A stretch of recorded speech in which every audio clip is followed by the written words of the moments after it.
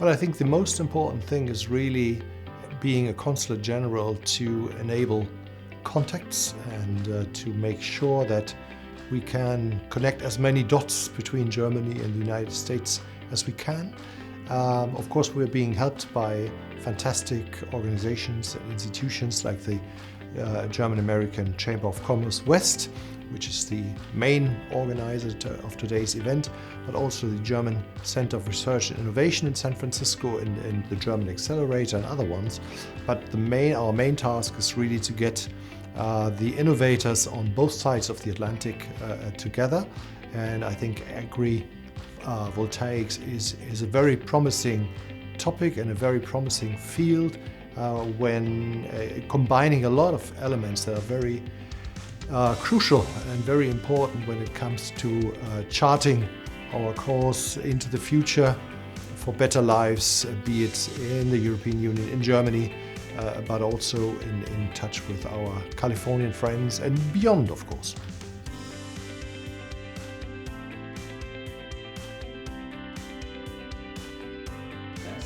Oh yeah, there are plenty. I mean, you just have to look at what Germany has done after our government started out in 2021.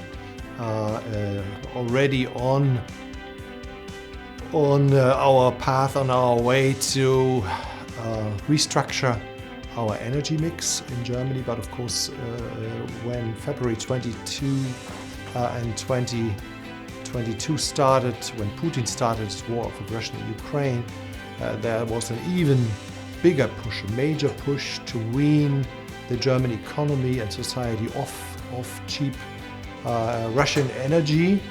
We had to basically overnight to replace a lot of it, gas and oil,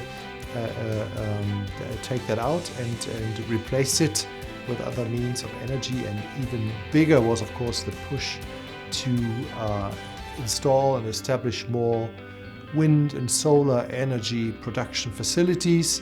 And of course, alongside with it was the need to expand also our transmission, our electric grid, because provide energy is one thing, and I think we have made great strides in that field. If you just look at our wind farms in the North Sea and the Baltic Sea, providing gigawatts and gigawatts of energy, but you have to bring the energy also to the people.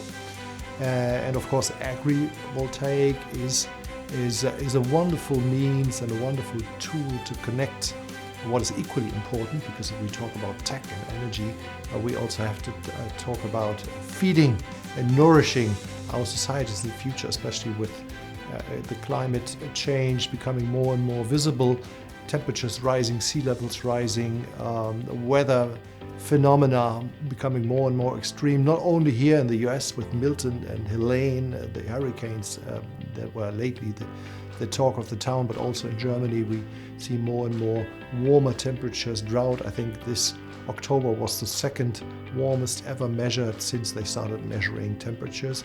So that is something that is very much seen over in Germany, and Germany has started early on to incentivize and to subsidize these technologies. We've just launched in 2018, I think, the Renewable Energy Act, fostering these technologies to be established, helping communities, local corporations also to install solar panels on the roofs, and also to influence the market in the beginning to take off renewably produced electricity and give it a marketplace. And now we see more and more of these facilities and these technologies sprouting up. And as you might have seen in the German energy mix, renewables are now accounting for almost 60%. So a big achievement, a big push launched by the German government, but of course we're only halfway through. We need to do more, especially because Germany also decided some years back to leave nuclear energy behind.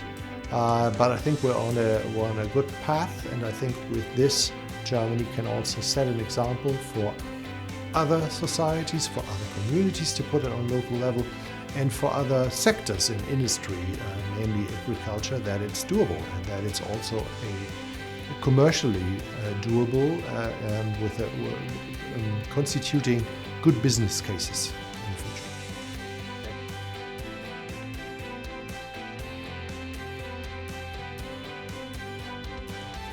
I mean, this is a very easy question really to answer. Just look at the examples and the cases you have here in California, with years and years of drought, water resources lacking more and more. But on the other hand, California is I think the main, in terms of value, one of the main agricultural producers. So you immediately have a conflict not only between the land that is arable and that you need to use it for agriculture, which is shrinking, we just learned at the conference, but also water resources are depleting more and more. With sea level risings, another issue.